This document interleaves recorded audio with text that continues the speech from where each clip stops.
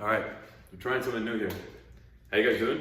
I hope you're all doing well. I'm gonna tell you about what happened this week, where I'm at with starting my business, and how I'm doing with track. And the reason why I'm in the kitchen right now is because I'm about to cook some lunch as well. So hopefully I can manage giving you an update and not burning steak. I hope it doesn't get too loud here.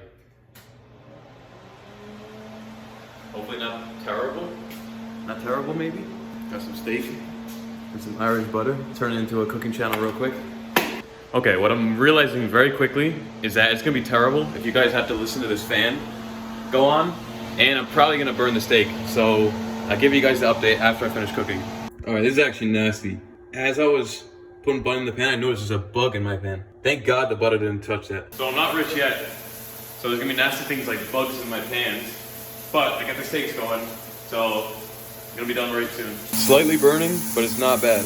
And here is the final masterpiece. So I truly enjoy having steak on the weekends because I can only afford to get it on the weekends, but I'm looking forward to a day, hopefully it comes soon, where I can have steak every single day and for lunch and dinner, because I see the benefits that it has for your health, and it's just such a good meal in general. I mean, I'm at a point where I don't even like to get sweets, or not that I don't like, but I don't want to spend the money on candy or just like processed garbage. So I would view this as an investment in my health, because I'm saving all the money that I would be spending on junk and instead spending it on steak for the weekend. And I think that if you invest in your health, then you're gonna have the energy to make that money back no problem. So I think in the end that it's worth it. Okay, I'm back in my usual setting. I wanna continue to show you guys more aspects of my real life so you can see exactly how I'm living in order to accomplish the things that I'm working towards. Regardless, let's talk about the business. So I spent the past week, again,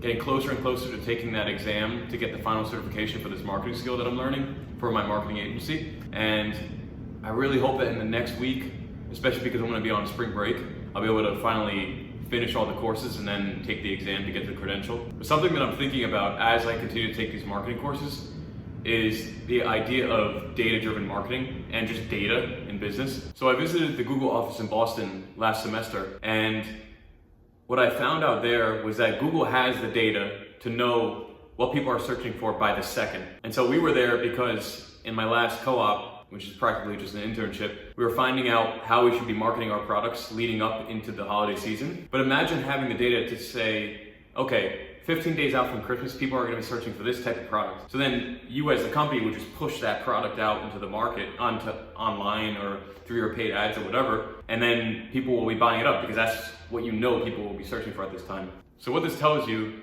is that right now, and probably decades into the future, that data is gold right now. And you should be collecting it as much as possible because it's only gonna increase in value. Because if you know what people are searching, especially in marketing, if you know what people are searching, when they're searching it, then you can push the right products out to those people at the right time. Now, what's really crazy in all this is that if you look at well-performing ads, you get a window into human psychology.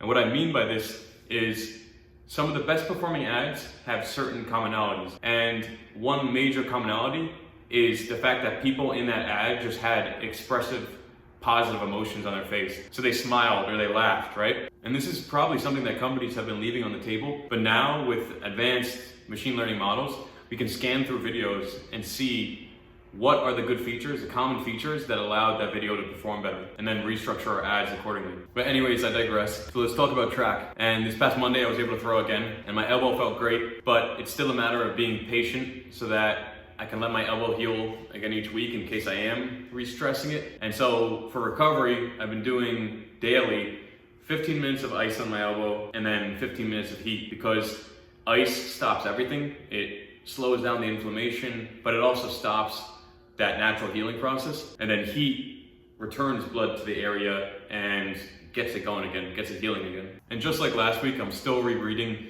David Goggins' Can't Hurt Me because I love the lessons in that book. But I'm gonna consider allotting more time, at least on the weekend, in order to read different books, because I don't know what I don't know, and I need to continue to learn new things as well in order to continue to grow as a person. I've also been on a bit of a dopamine detox, so to speak, because I've been staying away from social media or even simple things like listening to music, just because I want to let ideas flow right now and just focus entirely on what I'm working towards. But I just gotta keep cracking away and learning this marketing skill. Then hopefully in the next couple weeks, I'll have the agency set up and then finally begin to sell my services. But until then, I I'll see you guys next week.